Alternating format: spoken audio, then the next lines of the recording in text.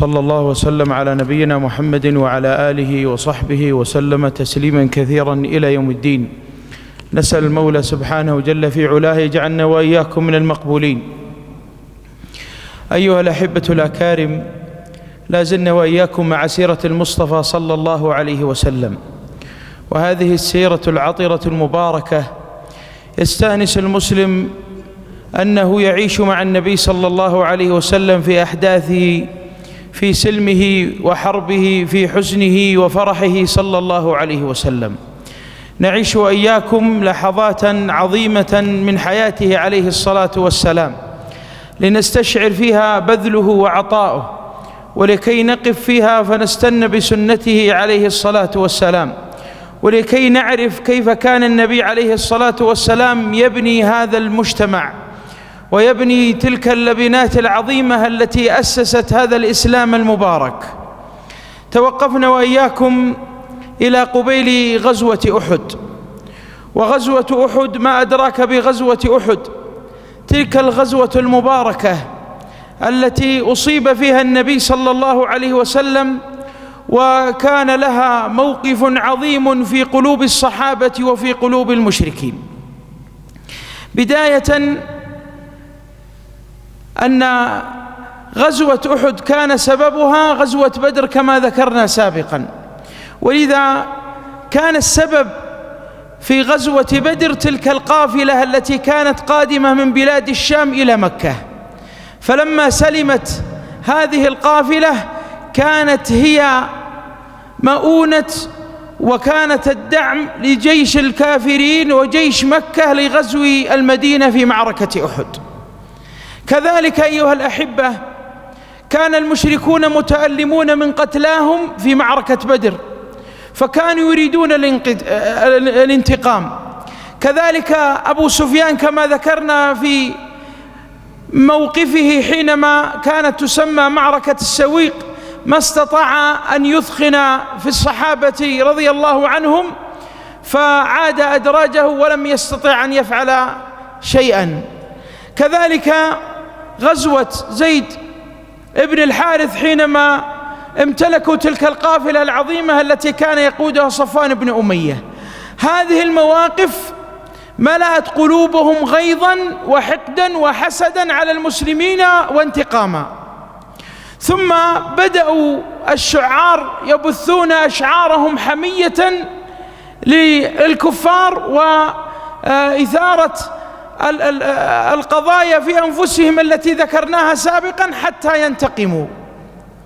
وفي تلك الأمور بدأ المشركون يجتمعون، وانطلق الجيش المكي إلى المدينة. انطلاق الجيش المكي إلى المدينة كان العباس بن عبد المطلب عنده هذا الخبر، فتوجه برسالة إلى النبي صلى الله عليه وسلم. وكان المسافة كما تعرفون بين مكة والمدينة ما يقارب 400 وتزيد، فمشى فيها المرسول في 3 أيام حتى وصل إلى النبي صلى الله عليه وسلم برسالة العباس. وكان النبي صلى الله عليه وسلم آنذاك في مسجد قباء. لما وصلته الرسالة مباشرة تحرك إلى المدينة، ثم أبلغ من حوله بتلك الرسالة وقال لا تخبرون أحدا، ثم جهز مجموعات وأعلن حالة طوارئ في المدينة، فإذا بمجموعة تحمي زوايا المدينة من خارجها، ومجموعة كالاستخبارات تنظر إلى مداخل المدينة ومخارجها أن لا يقدموا أحدا، ومجموعة تحرس النبي صلى الله عليه وسلم. ثم قام النبي صلى الله عليه وسلم واستخبر بعدد الكافرين وعدد جيش المكي، فبلغ عددهم ما يقارب من 3000 مقاتل، وعندهم 3000 من الإبل، ولديهم 200 فارس و700 درع، فقد استعدوا استعدادا عظيما لهذه المعركة. ثم اجتمع النبي صلى الله عليه وسلم بمجلسه الاستشاري وبدأ يتشاور معهم، ثم أخبرهم برؤياه صلى الله عليه وسلم أنه رأى أنه تقتل بقرة وأنه رأى في سيفه ثلمة، وأنه رأى أن يدخل يده في درع حصينة. فلما أولها صلى الله عليه وسلم قال: أما تقتل بقرة فهؤلاء من أصحابي سوف يقتلوا، وأما الثلمة التي في السيف فسوف يقتل أحد من آل البيت، وأما درع الحصينة فهي المدينة. فأشار النبي صلى الله عليه وسلم عليهم أن يبقوا في داخل المدينة يقاتلونهم، الرجال في سكك المدينة والنساء من أعلى السقف. فأيده على ذلك عبد الله بن أبي سلول رأس المنافقين، وليس تأييده رغبة في نصرة الإسلام والمسلمين، وإنما ليجد فرصة للخذلان والانتقام والعياذ بالله. ولكن هناك مجموعة من الصحابة رضي الله عنهم ما قاتلوا مع النبي صلى الله عليه وسلم في معركة بدر، فأشاروا على النبي صلى الله عليه وسلم أن تكون المعركة خارج المدينة ليلتقوا مع المشركون وجها لوجه، فيأخذ الله من دمائهم وأرقابهم ما يشاء. وكان على رأس ذلك المطالبة حمزة بن عبد المطلب عم النبي صلى الله عليه وسلم. فلما سمع مقولتهم دخل النبي صلى الله عليه وسلم ومعه أبو بكر وعمر، وألبسوه لأمة الحرب، وهي عبارة عن حديد يحمي صدره، فلبس النبي صلى الله عليه وسلم لأمتين، واحدة تغطي صدره والآخر يغطي ظهره صلى الله عليه وسلم. وفي تلك اللحظات فتشاور القوم وقالوا: لعلنا استكرهنا النبي صلى الله عليه وسلم على ذلك الموقف، وأن نقاتل خارج المدينة، فلعلنا ننزل إلى رأيه. فلما خرج النبي صلى الله عليه وسلم قالوا: يا رسول الله، لعلنا استكرهناك على هذا الأمر، ولعلنا نقاتل على رأيك ونبقى في المدينة. فتكلم صلى الله عليه وسلم وقال مقولته العظيمة التي تنبئ عن الشجاعة، قال: ما كان لنبي أن يلبس لأمة الحرب فينزعها حتى يفصل الله بينه وبين عدوه. خلاص، شاورناكم لا يمانع، أخذنا رأيكم لا يمانع، لكن إذا بدأنا في الأمر فلا نرجع. وهكذا كان صلى الله عليه وسلم يربي صحابته على الموقف العظيم في التشاور وأخذ الرأي. وهكذا كان من بعده أبو بكر وعمر وعثمان في موقف السقيفة وغيره من المواقف العظيمة، يتشاورون في كل صغيرة وكبيرة، وهذا أمر من الله جل وعلا: وشاورهم في الأمر. بعد ذلك الموقف، وبعد لبس النبي صلى الله عليه وسلم لأمة الحرب، بدأ يوزع المسلمون، فكان المهاجرين قائدهم مصعب بن عمير، والأنصار من الأوس أسيد بن حضير، والأنصار من الخزرج الحباب بن المنذر. وزعهم على ثلاثة مجموعات، أو يسمونها كتيبة أو 3 كتائب. بعد ذلك خلف النبي صلى الله عليه وسلم ابن أم مكتوم يصلي بالناس، وتوجه صلى الله عليه وسلم بعد أن صلى الجمعة، ثم حث على الجهاد والقتال والدفاع عن دين الله، ثم تحرك. كان عدد الجيش في ذلك الوقت بتحركه 1000 مقاتل، و50 من الفرسان، وما يقارب من 150 من الدروع. توجه النبي صلى الله عليه وسلم إلى موقعة أحد، وقد وصل جيش مكة موقعة أحد. والذي يتخيل أو ذهب إلى المعركة هنالك في مدينة رسول الله صلى الله عليه وسلم فليتخيل مع الموقف. نحن قادمون من الجنوب، فموقعة أحد خلف المسجد صلى الله عليه وسلم، خلف مسجد رسول الله عليه الصلاة والسلام. فموقعة أو مكان جيش الكفار كان بين المسجد وجبل أحد.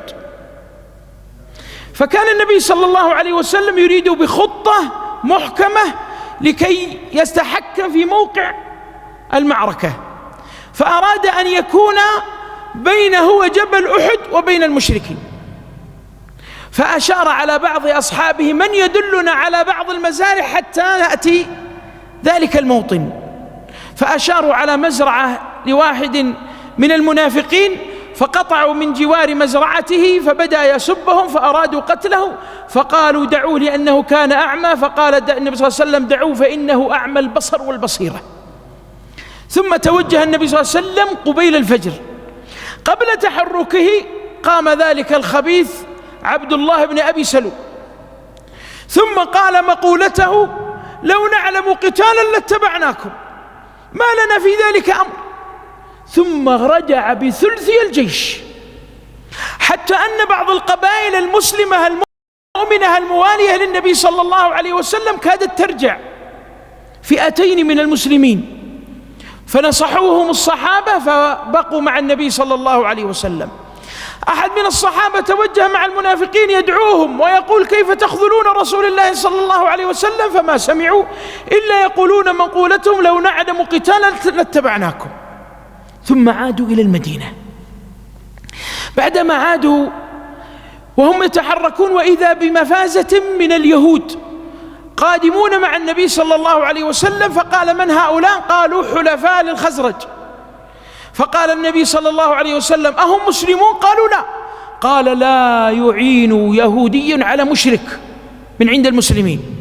فرفضهم النبي صلى الله عليه وسلم وعادوا إلى المدينة.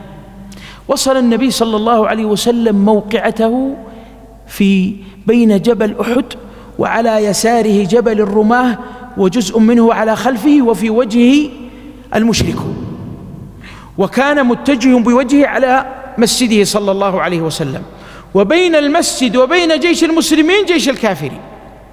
في ذلك الموطن أمر جبير بن عبد الله الأنصاري وأخذ معه مفازة ما يقارب 50 رجلا، وقال عليه الصلاة والسلام: ارتقوا هذا الجبل، الآن يسمى جبل الرماه، هضبة مرتفعة، وقال: ابقوا عندكم لا تذهبوا حتى أرسل إليكم، فإن انتصرنا لا تأتوا، وإن غلبنا فلا تأتوا. قال ثم حتى في بعض الروايات: ولو رأيتمونا تخطفتنا الطير، لا تأتون أبدا. فثبتوا 50 واجتمعوا مع جبير بن عبد الله رضي الله عنه. ثم بدأ يوزع النبي صلى الله عليه وسلم ويعبئ الجيش، فكان عليه الصلاة والسلام جعل في الميمنة المنذر، وفي الميسرة الزبير بن عوام، ومعه المقداد بن أسود، وأخذ معه فطاحلة القوم وأشجعهم، وقال عليه الصلاة والسلام: ابدأوا بمن يأتونكم من المشركين. فاختار من أقوى الصحابة رضي الله عنهم مع الزبير بن عوام. ثم بعد ذلك صلى الله عليه وسلم بدأ يبث فيهم روح الحماس للجهاد، فأخذ معه سيف صلى الله عليه وسلم وقال: من يأخذ بحقه؟ فأراد علي بن يقوم، ثم أراد عمر أن يقوم، فقام أبو دجانة وقال: ما حقه يا رسول الله؟ قال: تقاتل به حتى ينكسر. فحمله أبو دجانة وربط على جبينه عصابة حمراء، كانوا يقولون: إذا ربط العصابة الحمراء فإنه يقاتل حتى الموت. ثم أخذ بالسيف يتبختر بين الصحابة رضي الله عنه، فقال صلى الله عليه وسلم: والله إن هذه مشية يبغضها الله ورسوله إلا في هذا الموطن، ليظهر القوة والشجاعة والبسالة التي سوف تكون لها وقع في قلوب المسلمين ووقع في قلوب المشركين عكس ذلك. بدأت المناورات. أرسل أبو سفيان، يسمونها المناورات السياسية، أرسل أبو سفيان رجل يقال له أبو عامر الراهب، فقال: اذهب إلى قومك وأقنعهم أن يخلوا بيننا وبين محمد. فذهب إليهم فقالوا: من هذا؟ قال النبي صلى الله عليه وسلم: هذا أبو عامر الفاسق. فقال: من أنت؟ قال: أبو عامر. قال: الفاسق، على ذكر النبي صلى الله عليه وسلم. فقال: والله إن القوم قد تغيروا علي. فعاد إلى أبو سفيان وقال: لم يسمع مني شيئا. ثم بعد ذلك قاموا نساء المشركين يضربون بالدف والطبل ليحموا الوطيس عند المشركين للقتال. وبدأت أول باكورة المعركة. طبعا الذي مسك لواء المشركين هم عبد الدار، وكان عددهم كثيرا، وقد احتزموا بشدة وقوة بأن لا يدعوا ذلك اللواء. فقام أولهم طلحة ابن أبي طلحة العدوي، وقام للقتال، وكان هذا أول مقاتل. فقام الزبير بشجاعة باسلة فارتقى معه على ناقته ثم أسقطه وأرداه قتيلا، فكبر النبي صلى الله عليه وسلم والصحابة. ثم بدأت المعركة، فقام الصحابة متوجهون مباشرة على لواء المشركين، وكان فيه مفازة عظيمة من بني عبد الدار، وقد تحالفوا أن لا يدعوا ذلك اللواء أن يسقط. فتوجهوا ثم أسقطوا منهم الأول حتى سقط اللواء، فحمله الثاني من بني عبد الدار، فقام علي بن أبي طالب فقتله فأسقطه، فأتى الثالث فحمل اللواء، فقام حمزة بن عبد المطلب ضربه بسيف قالوا حتى شقه نصفين، ثم قام الرابع قال حتى قتل من بني عبد الدار 10 من رجالهم. وفي هذه اللحظات أيها الأحبة بدأ الأمر يشتد على المشركين، وبدأ موقف النبي صلى الله عليه وسلم يحتمي، وبدأ الصحابة رضوان الله عليهم يقاتلون ببسالة. الموقف مترابط، ولو أردنا أن نكمل ما انتهينا إلى صلاة العشاء وبعد ذلك. من المواقف العظيمة الجميلة الرائعة في بذلهم وعطائهم. وكيف من تلك الدروس حينما وقعت المخالفة من جبل الرماة، وماذا جرى مع أولئك الصحابة رضي الله عنهم، وكيف كانت شجاعة النبي صلى الله عليه وسلم لما رأى الموقف، إما أن ينادي في القوم وإما أن يذهب ويدع الصحابة على ما هم عليه. هذه اللحظات وهذه المواقف وهذه القصص العظيمة بإذن الله نكملها في اللقاء القادم، لا نستطيع أن نجتزئها، فنبدأ بإذن الله في بداية المعركة، وما هي تلك البسالة العظيمة التي بذلوها الصحابة رضي الله عنهم دفاعا عن الإسلام ودفاعا عن النبي صلى الله عليه وسلم. أسأل المولى سبحانه جل في علاه يجعلنا وإياكم مباركين، وأن يغفر ذنوبنا، وأن يستر عيوبنا، وأن يشرح صدورنا، وأن يرزقنا وإياكم الإخلاص في القول والعمل. اللهم ثبت الإيمان في قلوبنا، وكره إلينا الكفر والفسوق والعصيان، واجعلنا اللهم من الراشدين. اللهم انصر إخواننا المرابطين على الثغور، اللهم سدد رميهم وكلهم معينا ومؤازرا يا رب العالمين. اللهم اخلف في ذرية بخير يا رب العالمين. اللهم ثبت الإيمان في قلوبهم، وتقبل قتلاهم في الشهداء. اللهم داوي جرحاهم يا رب العالمين.